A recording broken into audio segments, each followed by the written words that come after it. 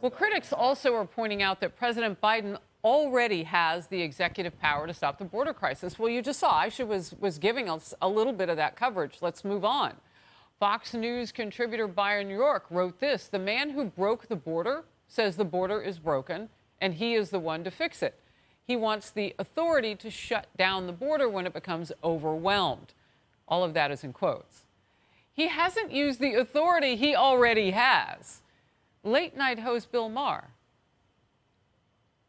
Joe Biden saying, you know what, if you just give me a new law, why doesn't the president can fix this? He already has the existing laws. And Border Patrol this will is tell you also that right silly. to your face. I need a piece of paper from Congress to deal with the border. No, you already have that. Republican Congresswoman Cathy Miller of Florida, member of the House Energy and Commerce Committee, Agriculture, and Select Subcommittee on Government Weaponization. I want to start, first of all, with just busting some myths. So, and if we had that from Aisha's story, you would see it's an average of 5,000 a day. That means that it could go up to 8,500 on any given day, as long as the rest of the days of the week were less than that, and the average are 5. I don't know that that moves the ball down the road all that much when we had 10,000 a day just a short time ago. Yeah, it's exactly, Harris. It's good to see you. I am absolutely shocked that anyone is even considering this garbage package. And as you mentioned, Biden is going to be putting more pressure on the Senate and the House, really going to the American people, trying to sell this knockoff of a border deal. It's like they were trying to sell us on Gucci, but really it's the package that the guy around the corner in the alley pulled out of his trunk. That is basically the equivalent of what this border bill is. But fear not, he certainly is going to be going to TikTok to get his talking points. This is not a border security package. This is a Ukraine package. This is aid for Palestinians package. This is assistance to Arab partners package. This is not border security. This is a way for them to parole people into the United States faster.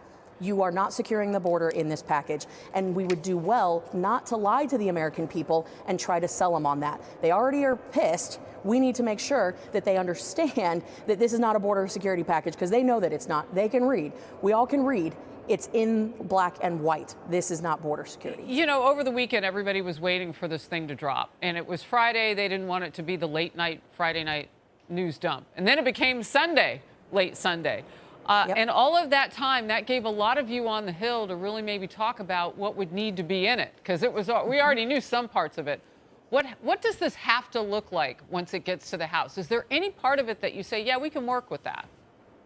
Well, first and foremost, it has to be the border has to be the priority in this bill. And you can see just based on the numbers that Ukraine has a significant lion's share of the funding element. Right. And the funding element that goes to the border is just to increase the processors who are moving people through faster. It offers citizenship to Afghan parolees. It creates more visas. It's basically just increasing the incentives for people to come here illegally and reward them for engaging in illegal action. We passed our border security package last year. It's called H.R. 2, and it actually secures the border. It addresses the human trafficking at the border. It addresses narcotics. It addresses the humanitarian, the public health, and national security challenges at the border. It's a real border package. That's what would have to happen for us to actually agree to any sort of border security package. So you mentioned TikTok. Yeah. Let's not miss it. It's another issue that needs to be addressed now. 60 Minutes with this report on illegal immigrants using Chinese-owned apps to cross the border. I mean, TikTok is China's. Watch this. We wondered how all of these migrants knew about this particular entryway into California. The answer was in their hands.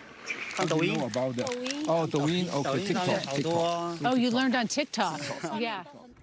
TikTok is a social media platform created in China. The post we found had step-by-step instructions for hiring smugglers and detailed directions to that hole we visited. Unbelievable. Wow. Wow. I mean, Harris, this is just incredible. We've known about the social media companies being complicit with human trafficking. All you have to do on any one of those platforms is type in Cruzando la Frontera, and you will find traffickers who are willing to take you to anywhere in the United States for a price. And you actually get the phone numbers to call, the pricing, how to send the money. And again, when we called out the social media companies, they said, well, we need to be sensitive to those that are trying to escape persecution, that have legitimate human rights issues. But they totally ignore the fact that women and children are being trafficked and abused at the border. They don't want to acknowledge that. So this whole TikTok thing is no surprise. And let us not forget that Joe Biden just last week, he suspended LNG exports because of a TikTok trend. Our adversaries know that the White House is taking its marching orders from TikTok. That is dangerous stuff. We have got to get control and put the real adults in charge, because this ain't it. All right, we'll move to this. We're learning more about last weekend's vicious attack on New York police officers in Times Square, and the U.S. Customs and Border Protection reportedly issued warrants for some of those suspects. A source is telling Fox that some of them may have fled to California, another sanctuary state, using fake names and taxpayer-funded bus tickets. Well, yeah, I mean, they're here, and they have access to things that are given to people who are here legally. They get that free transportation. The policies of Manhattan's far-left district attorney Alvin Bragg got those suspects out of jail without bail. Zero bail. He now says grand jury charges are coming this week. Well, how's he going to catch them? Reports of yet another benefit for these families illegally coming to our nation, a new Big Apple program that would dole out $53 million and prepaid credit cards for those sheltered in New York City hotels to buy food and other supplies. So they could have stuck around and, you know, engaged in whatever was free here and then got the free ticket to go west. Congresswoman. Oh man, Harris, I don't even know where to start. You've heard me say it 1,000 times before. You play stupid games, you win stupid prizes. All these blue states and cities, they're really reaping what they have sown. But I think 50 Cent, the rapper, he really called it all out for people to see how ridiculous this is.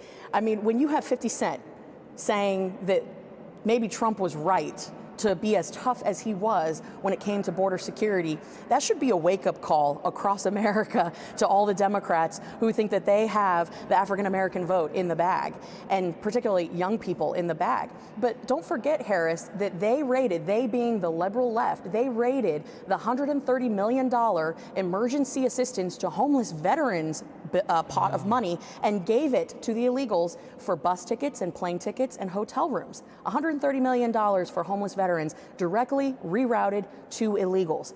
This is nothing new. We shouldn't be surprised. But the arrogance when we see those illegals flipping off cameras, it's because they know that there is no one stopping them. They have no fear. And this is what happens when you have George Soros-funded DAs, when you have blue cities and states that think that they are not to account for anything. They think that they are above the law, they can make their own laws, and they are reaping what they have sown. Well, it's interesting. They didn't go to Florida. They would know better. Yeah, they would know better. I mean, even your husband is part of the law enforcement and EMT community down there. You don't mess with Florida. It's much like Texas. Yeah, don't mess with Florida, man. We'll get into the bill more as we read more of it this week, and it heads to the House. Thank you. Hey everyone, I'm Emily Campagno. Catch me and my co-hosts Harris Faulkner and Kaylee McEnany on Outnumbered every weekday at 12 p.m. Eastern, or set your DVR. Also, don't forget to subscribe to the Fox News YouTube page for daily highlights.